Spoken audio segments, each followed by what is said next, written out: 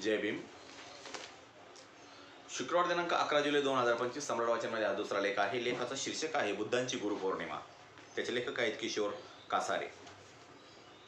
आषाढ हा केवळ पावसाचा महिना नसून तो निसर्ग, मानव आणि मनाच्या नवसर्जनाचा प्रेरणादायी काळ आहे। तो मानवी जीवनातही शांती, विचार आणि नवे आरंभ यांचे बीज पेरतो। पावसाच्या हलक्याशा स्पर्शाने कोरडी माती हसते। पावसाच्या हलक्या स्पर्शाने कोरडी माती ही हसते, ओल्या वाऱ्यात वृक्ष नाचतात आणि प्रत्येक रोपटे नवी उमेद घेऊन उगवते। आषाढ पौर्णिमा देखील धम्माच्या दृष्टीने नवनिर्मिती आहे। म्हणूनच आषाढ म्हणजे फक्त पाऊस नव्हे, तर तो ध्यान, विकास आणि नवी सुरुवात यांचा आरंभबिंदू आहे।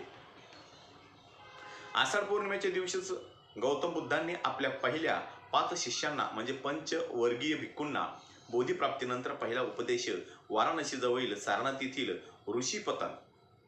ईशिपतन मृगदाव येथे प्रथम उदान धम्मचक्र प्रवर्तन दिले। धम्मचक्र प्रवर्तन हे बौद्ध धम्माच्या इतिहासातील सर्वात मंगल व क्रांतिकारी क्षण आहे।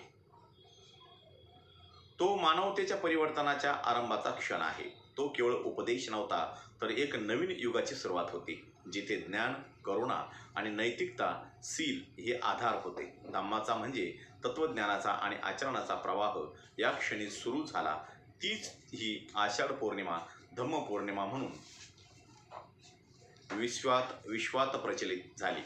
बुद्धांचे विचार हे समता, शांती, करुणा आणि प्रज्ञा यावर आधारित होते। त्यामुळे समाजात नवीन नैतिक व आध्यात्मिक चळवळीचा आरंभ झाला।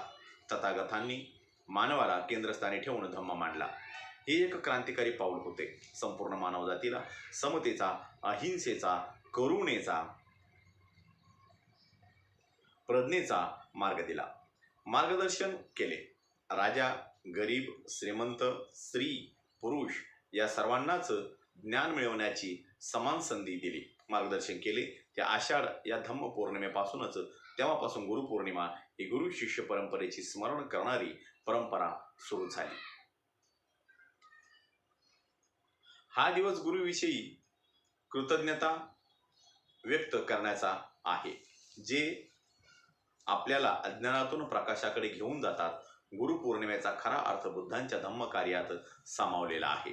त्यांनी गुरुत्व म्हणजे केवळ उपदेश नाही, तर जीवनात प्रकाश आणणे, मुक्तीचा मार्ग दाखवणे आणि अंधारातून बाहेर काढणे हे दाखवून दिले। म्हणूनच गुरुपौर्णिमेच्या दिवशी बुद्धांचे स्मरण करून शील मार्गावर चालण्याची प्रेरणा घेणे हे खऱ्या अर्थाने गुरुपौर्णिमा साजरी करणे होय। गुरुपौर्णिमा आणि बुद्ध यांचे नाते अतिशय मंगल आणि ऐतिहासिक आहे। गुरुपौर्णिमेच्या दिवशी तथागत गौतम बुद्धांना विश्वाचे पहिले गुरु म्हणून गौरवले जाते। बुद्ध हे ज्ञानाचे आद्य गुरु म्हणजे विश्वगुरु म्हणून मानले गेले। मात्र मौर्य व गुप्त काळानंतर बौद्ध धम्माला राजाश्रय कमी झाला। परकीय आक्रमण, पुरोहित वर्गाचे जाती व्यवस्थेचे केलेले पुनर्स्थापीकरण आणि वैदिक वादाचं पुनरुज्जीवन यामुळे बौद्ध विचार मागे पडले। बौद्ध परंपरेतून उगम पावलेली गुरुपौर्णिमा वैदिक परंपरेने आपलीसी केली। पुढे तिचे व्यास पौर्णिमा, संतांची पूजन परंपरा व गुरु शिष्य परंपरेचे स्वरूप बदलत गेले। त्यामुळे बुद्धांना विसरून इतर गुरूंना म्हणजे व्यास, शंकराचार्य, गुरुदेव वगैरे प्रमुख स्थान मिळाले। गुरुपौर्णिमा हळूहळू धार्मिक व आध्यात्मिक गुरूंनाच समर्पित झाली।